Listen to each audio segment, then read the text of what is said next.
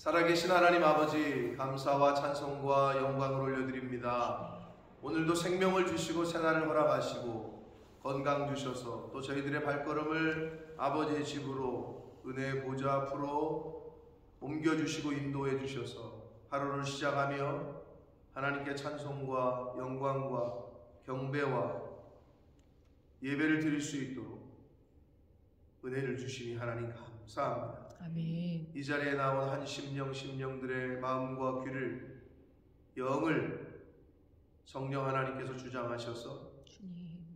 아버지 이 시간 말씀을 들을 때에 하나님께서 나에게 주시는 음성에 귀를 기울이게 하시고 아멘. 그 음성으로, 그 말씀으로 오늘 한 날을 살아가는 기준을 삼고 그 말씀에 순종하는 저희들 모두가 되도록 주님 은혜 내려 주옵소서. 아멘. 이 시간 말씀하시옵소서. 아멘. 저희가 듣고 받겠습니다. 아멘. 예수 그리스도 이름으로 축복하며 기도 올리옵나이다. 아멘. 아멘.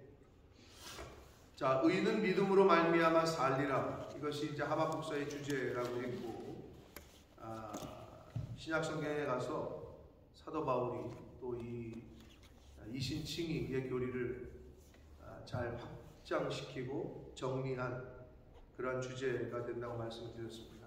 자, 5절부터 20절까지는 하나님의 도구로 사용됐던 바벨론이 겸허하고 겸손하지 못하고 교만해서 자기들이 잘나서 그런 줄 알고 아주 폭력을 행사하고 악을 행하고 도를 넘고 선을 넘어서 하나님이 이제 이 바벨론에게 심판을 하시겠다고 하는 그런 예언의 말씀인데, 크게 이 5가지 정도, 화 있을진저가 5번이 나오는데 그 5가지 이유를 구체적으로 들어서 말씀을 하십니다.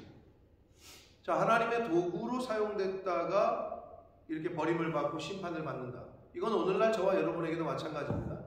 하나님에게 쓰임을 받는 하나님의 사람으로 하나님의 도구가 된다는 것, 하나님에게 보내심을 받는다는 것. 각 나라에 파견된 대사들은 대통령이 임명해서 보내죠. 한마디로 대통령에게 쓰임을 받는 거죠. 왕에게 쓰임을 받아. 그런데 영광스러운 자리죠. 일국의 대사로 파견된다는 것은 굉장히 영광스러운데 여러 가지 사실 베네핏도 많고, 대사관 관저를 가보니까 이렇게 클 필요가 있나 하더라고요. 근데 여러 다른 나라의 대사들이나 또 이제 어떤 공적인 일을 해야 되기 때문에 제가 갔을 때 이 3층으로 되어 있는 큰 빌라 같은 느낌의 지하까지 있었던 것 같은데, 이게 하여튼 굉장히 큰 빌딩 한 채가 다 대사관 관저예요. 그럼 가면 이제 거기 전속 요리사도 있고, 요리사가 따로 붙어 있어, 그 집에. 그러니까 행사를 하고 이제 만찬 초대해가지고 뭘 할 때 요리사가 다 만들어주고, 운전하는 기사 있고, 요리사 있고. 그러니까 한 명의 대사를 파견하면 따라 붙는 사람들이 많고, 당연히 자녀들은 다 학비가 다 제공이 되고, 국제 좋은 사립학교를 다니고, 여러 가지의 베네핏이 있단 말이에요. 그러니까 일국의 대사로 왕에게 쓰임을 받는다는 건 굉장히 명예도 있고 좋단 말이에요. 근데 나중에 버림을 받는다. 얼마나 안타까운 거예요, 그죠? 그러니까 하나님의 도구로 사용되면 끝까지 그 명예를 지키고 명예스럽게 은퇴를 해야 되고 그러는데 중간에 버림을 받는다. 이거는 안타까운 일이란 말이에요. 그러니까 우리도 오늘날 하나님에게 쓰임을 받는다. 자, 쓰임을 받는다는 건 제가 말씀드린 대로 그렇게 쓰임을 받아서 하나님에게 픽이 되면 여러 가지가 베네핏이 따라와요. 그럼 하나님의 사람으로 내가 하나님께서 나를 도구로 딱 사용하려고 지정하셨다. 그럼 여러 가지가 따라온다고. 그러니까 그게 복이지. 그랬는데 이 사람이 하나님의 도구인데, 그런 말 많이 하죠. 영화 같은 데 보면 이 개가 주인에게 충성을 하다가 이 개가 개인 줄 모르고 주인을 물려고 한다. 그럼 어떻게 해야 돼? 그럼 개를 뭐 죽이든지 몽둥이로 때리든지 이런 표현이 영화에 많이 나온단 말이에요. 그게 약간 비슷해. 하나님의 도구면 도구인 줄 알아야 되는데 자기가 잘나서 그런 줄 알고 한마디로 교만하는 거죠. 이상한 헛짓거리를 한단 말이에요. 보내신 사람의 뜻대로 행동을 해야 되는데 왕이 대통령이 명령을 내려도 대사가 그건 내 생각은 좀 다른데 그렇게 하면 안 될 것 같은데 그럼 어떻게 해요? 대통령이 교체를 하죠. 대사에서 자르죠. 쉽게 얘기하면 그런 거예요. 바벨론이 하나님의 도구로 사용됐어요. 그러면 그 도구가 도구로서만 살아야 되는데 이게 하늘 높은지 모른단 말이에요. 그게 이제 오늘날 저와 여러분이 신앙생활 할 때에도 그 부분을 지키지 못하면 그렇게 되는 거라는 거죠. 그럼 왜 바벨론이 하나님 앞에서 멸망을 당하고 심판받을 수밖에 없었는지 그 이유를 오늘 말씀을 하는데 그 이유가 나에게는 없는지 이제 이걸 살피면 됩니다. 자, 첫 번째인데 일단 5절 보면 그는 술을 즐기며 거짓되고 교만하여 가만히 있지 아니하고 수월처럼 자기의 욕심을 넓히며 또 그는 사망 같아서 족한 줄 모르고 자기에게로 여러 나라를 모으며 여러 백성을 모았다. 바벨론의 그 범죄의 어떤 총론이에요. 거짓됐고 술을 즐기고 거짓되고 교만했고 욕심이 많았고 족한 줄을 모르고 여러 나라들을 모았다 그랬는데 이거는 한마디로 여러 나라를 침략하고 수탈했다는 거예요. 뭐 일본이 태평양 전쟁을 시작으로 한마디로 엉뚱한 제국주의 대일본 제국주의를 만들려고 하다가 원자폭탄 2방을 맞고 그냥 항복했잖아요. 끝났잖아요. 그 원폭의 피해는 뭐 지금도 남아있다고 하는데 그 후손들에게 일본에 가보면 자 그런 것처럼 이 바벨론이 술을 즐기고 거짓되고 교만하고 욕심을 부리고 탐욕을 부리고 족한 줄을 모르고 이게 어떤 총론인데 구체적으로 이제 6절부터 8절까지 해서 바벨론의 첫 번째 하나님에게 멸망당하고 심판당하는 첫 번째 이유는 탐욕입니다. 탐욕. 욕심을 냈어요. 6절 보면 그 무리가 다 속담으로 그를 평론하며 조롱하는 시로 그를 풍자하지 않겠느냐 곧 이르기를 화 있을진저 자기 소유 아닌 것을 모으는 자라고 표현하고 있어요. 하나님이 나에게 주신 분깃이 있어요. 줄로 재어진 구역이 있어요. 근데 이걸 오버해서 넘어서서 선을 넘어서 자기 소유가 아닌 것을 자기 것으로 이게 이제 탐욕이죠.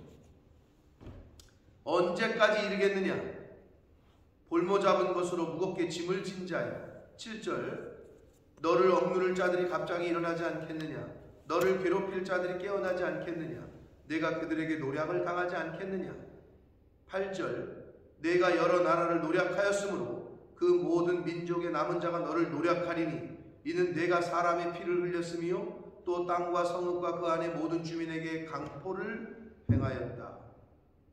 폭력을 행사하고 악을 행사해서 여러 나라들의 것을 빼앗고 나라를 다 모았다고 표현을 해요. 수탈을 했단 말이에요. 침략을 하고. 근데 여기 자기 소유 아닌 것을 모았다. 그래서 화가 있다. 첫 번째 이유는 탐욕입니다. 탐욕의 범죄 지적과 하나님의 심판. 그래서 하나님이 어떻게 하신대요? 너를 괴롭힐 자, 너를 억누를 자들이 갑자기 일어나고 깨어나지 않겠느냐. 이건 역사 속에서 어떻게 돼요? 페르시아, 메데 바사 연합군에 의해서 바벨론 제국은 역사 속에서 사라지게 됩니다. 이제 그 얘기를 하신 거고 첫 번째 이유는 바로 욕심, 탐욕이다. 자, 두 번째 이유는 9절부터 11절까지 해서 말씀하는데 9절 재앙을 피하기 위하여 높은 데 깃들이려 하며 자기 집을 위하여 부당한 이익을 취하는 자에게 화 있을진저. 내가 많은 민족을 멸한 것이 내 집에 욕을 부르며 내 영혼에게 죄를 범하게 하는 것이 되었다. 내 집에 욕을 부른다. 내 집은 바벨론 왕가를 의미하고 내 영혼에게 죄를 범하는 것이 되었다 라고 말합니다. 11절 담에서 돌이 부딪히고 부르짖고 집에서 들보가 응답하리라. 결국은 바벨론의 그 침략과 악함을 온 땅과 온 여기서 이 어떻게 돌이 또는 담이 들보가 응답하겠어요. 근데 이렇게 의인화시켜서 이야기를 했습니다. 자, 두 번째는 높은 데 깃들이려 하여 자기 집을 위하여 부당한 이익을 취하는 자. 그게 이제 바벨론이에요. 그러니까 부당한 이익 추구의 범죄를 지적하고 있어요. 부당한 이익 추구. 재앙을 피하기 위하여 높은 데 깃들이려 한다. 여러분, 고층 아파트가 어느새 우리나라에도 인기예요. 60층 L타워인가? 부산에 뭐죠? 뭐지? LCT. 그 몇 층이죠? 아세요? LCT 제가 한번 가봤거든요. 몇 층이었는지 모르겠네. 총 높이가 90층? 60층? 50층? 50층? 90층 가까이. 90층? 모르겠어요. 아무튼 갔는데 뭐 진짜 어마무시하더라고. 보안도 그렇고 꼭 저는 못 살겠어요. 저희는 한 30층? 아니요, 저희 높이 있었어요. 무슨 몇 층이에요? 기억 안 나. 30층은 더 되겠구나. 30층 더 됐어요. 아파트, 일반적인 아파트가 20 몇 층이니까 한 50층인가 60층에 있었던 것 같은데 저는 창문 가까이 가지 못했어. 너무 무서운 거야. 고소공포증인 사람은 못 살겠더라고. 방에서 이렇게 창문 가까이에서 제가 이렇게 기어가지고 이렇게 봤는데 무섭더라고. 저는 방 안에 서 있질 못하겠어. 창문 곁에 서 있질 못하겠어. 너무 나는 왜 이런 데서 사나? 근데 왜 사람들이 점점 높은 데 가서 살라고 하나? 해일 때문에 그러나? 아니 해일 같은 거 오면은 그게 밑에를 치면 그게 가만히 있나? 무너지지. 하여튼 그런 생각이 들어요. 근데 자꾸 이제 우리나라도 고층 아파트가 서울에도 뭐 있다고 그러잖아요. 롯데타워도 그렇고 어마무시하게 높은데 왜 그렇게 높은 데 살려고 하는지 모르겠는데 재앙을 피하기 위하여 높은 데 깃들이려 한다. 그런다고 재앙을 피할 수 있나요? 못 피하죠. 근데 여기서 자기 집을 위해서 부당한 이익을 취하는 자라고 표현하고 있어요. 결국 뭐예요? 오늘날로 말하면 말 그대로 자기 집, 우리 집을 위해서 이웃에게 나눠주고 어려운 이웃을 돌보고 하는 게 하나님의 성경에서 말씀하시는 기본적인 하나님의 뜻인데 나를 위해서 부당하게 이익을 취한다. 그러는 자는 화가 있다는 거예요. 근데 바벨론이 그런다는 거죠. 하나님이 허락하신 게 여기까지인데 또는 유다까지인데 유다만 너 좀 심판하는 도구로 쓰겠다 했는데 갑자기 얘가 그냥 그 주변에 있는 나라들을 싹쓸이하고 무슨 물건 수집하듯이 나라들을 다 모으기 시작했단 말이에요. 침략하고 욕심이 커지는 거죠, 사람이.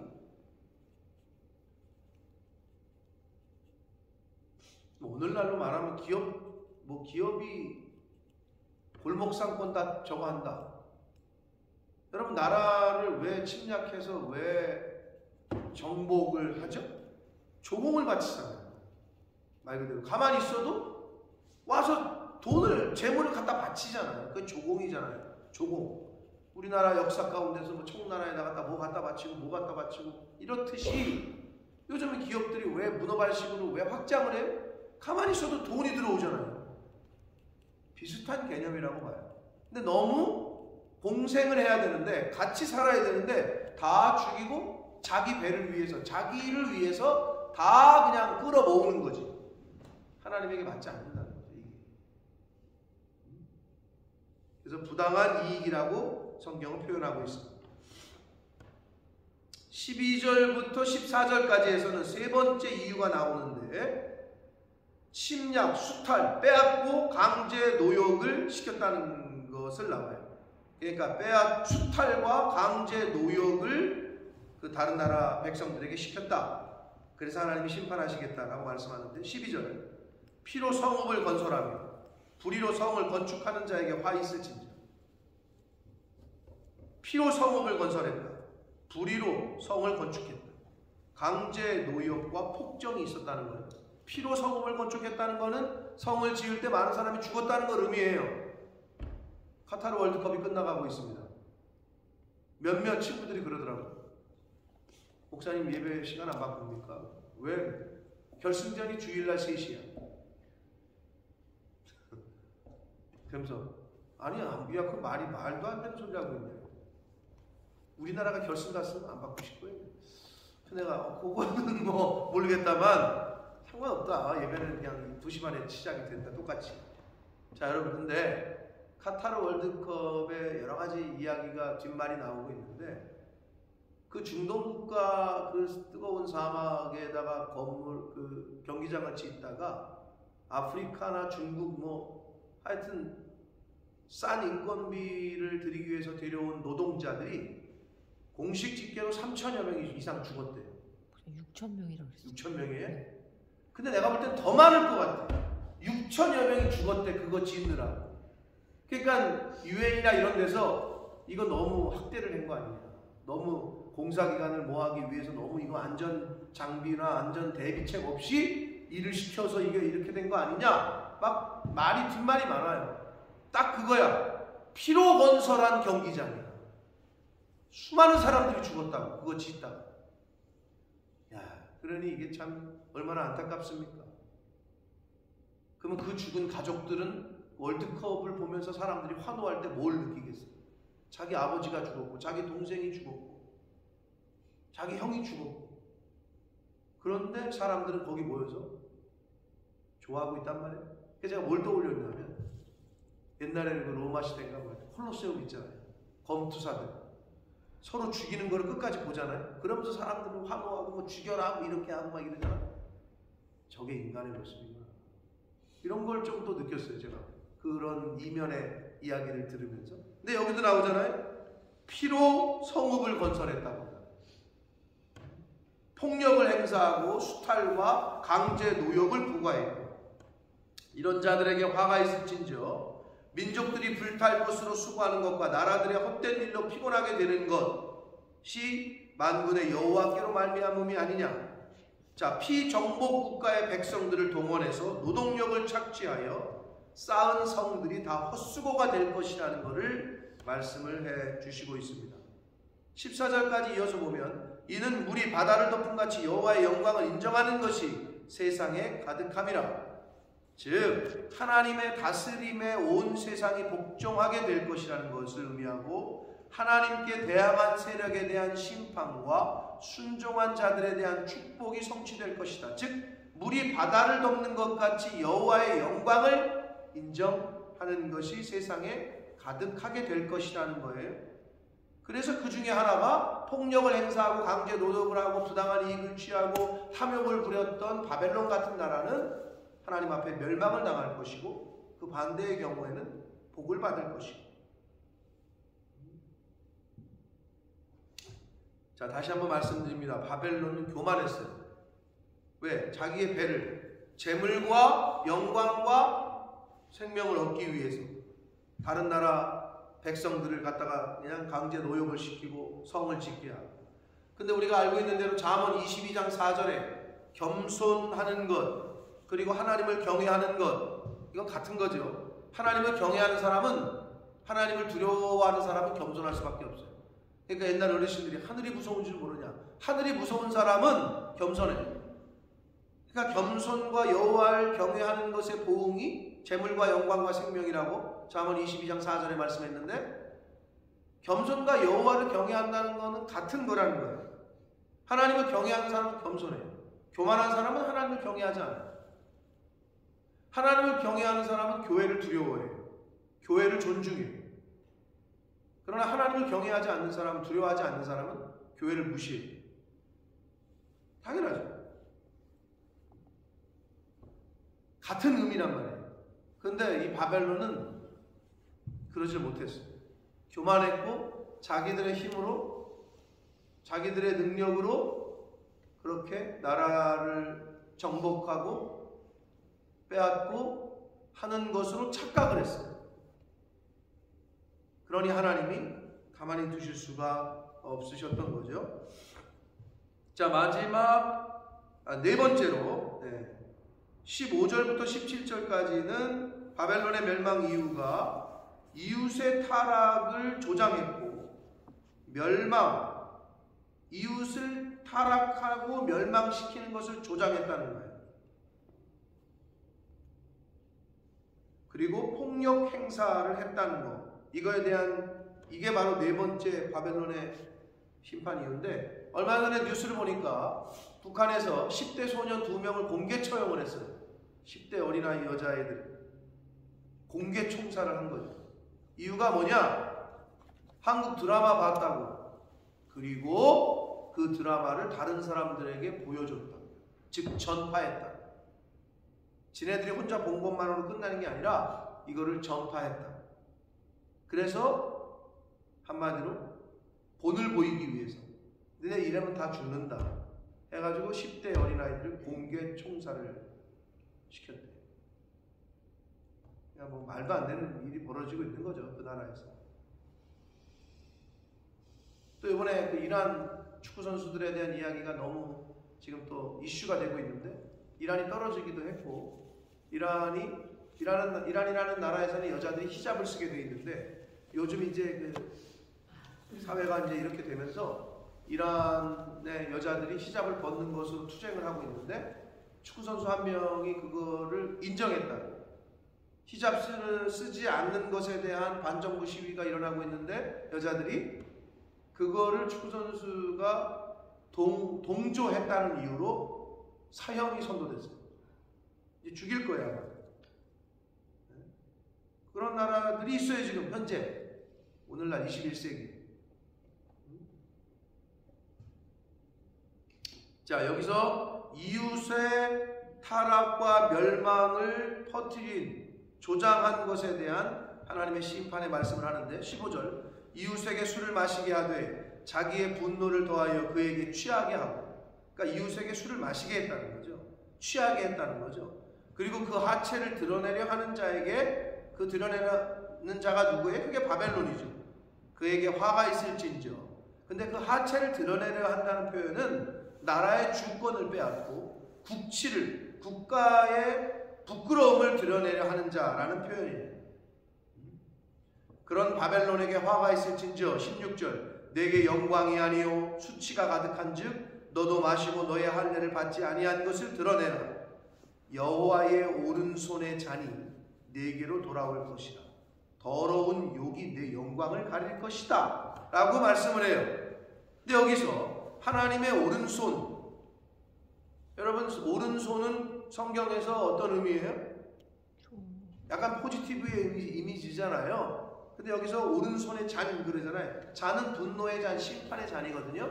그래서 하나님께서는 축복을 내리실 때도 오른손이고 저주와 심판을 내리실 때도 오른손인 거예요. 축복 또는 심판. 그러니까 우리가 오른편에 설 때 축복의 자리에 오른편에 서야지 하나님의 심판의 자리에 오른편으로 가지 않는 자가 되어야 되는데, 여기서 그래서 하나님의 오른손의 잔, 여기서는 심판의 잔입니다. 이 바벨론에게로 돌아올 것이다. 더러운 욕이 내 영광을 가릴 것이다 라고 말씀합니다. 이는 왜냐하면 내가, 바벨론이 레바논의 강포를 행한 것, 바벨론의 주변 나라들을 의미합니다. 레바논은 짐승을 죽인 것, 사람의 피를 흘리며 땅과 성읍과 그 안의 모든 주민에게 강포를 행한 것이 내게로 돌아오는 것이다. 그러니까 하나님의 원수를 갚으시는 거죠. 바벨론이 행한 짓들에 대한, 그러니까 원수 갚는 것, 보수하는 것은 하나님께 있습니다. 자, 마지막 18절 다섯 번째의 바벨론의 멸망의 원인은 우상 숭배, 우상을 숭배합니다. 18절 봅니다. 새긴 우상은 그 새겨 만든 자에게 무엇이 유익하겠느냐? 부어 만든 우상은 거짓 스승이다.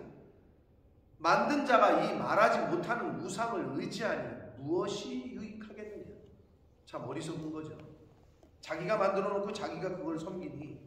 그러니까 거짓 스승이라고 표현합니다. 19절 나무에게 깨라 하며 말하지 못하는 돌에게 일어나라 하는 자. 한마디로 우상 숭배하는 걸 말하죠. 나무에게 깨어라, 돌에게 야 일어나서 말 좀 해봐라 하는 자에게 화 있을진저 그것이 교훈을 베풀겠느냐. 무슨 교훈을 베풀어요. 나무나 돌이. 그죠? 보라 이는 금과 은으로 입힌 것. 정확히 금과 은을 입혀놓고 금송아지. 예? 이렇게 그 속에는 생기가 도무지 없다. 그러니까 죽은 것이라는 거죠. 그러니까 우상은 죽은 거예요. 하나님은 살아계시고. 20절 오직 여호와는 그 성전에 계시니 온 땅은 그 앞에서 잠잠할지니라 하시니라. 여기서의 성전은 하나님께서 온 우주를 통치하시는 하늘 보좌. 첫 번째 의미는 그렇다고 볼 수 있고요. 두 번째는 오늘날로 말하면 이 교회에 계시다는 거예요. 아버지의 집에 계시다는 거예요. 그러니 온 땅은 그 앞에서 잠잠하라.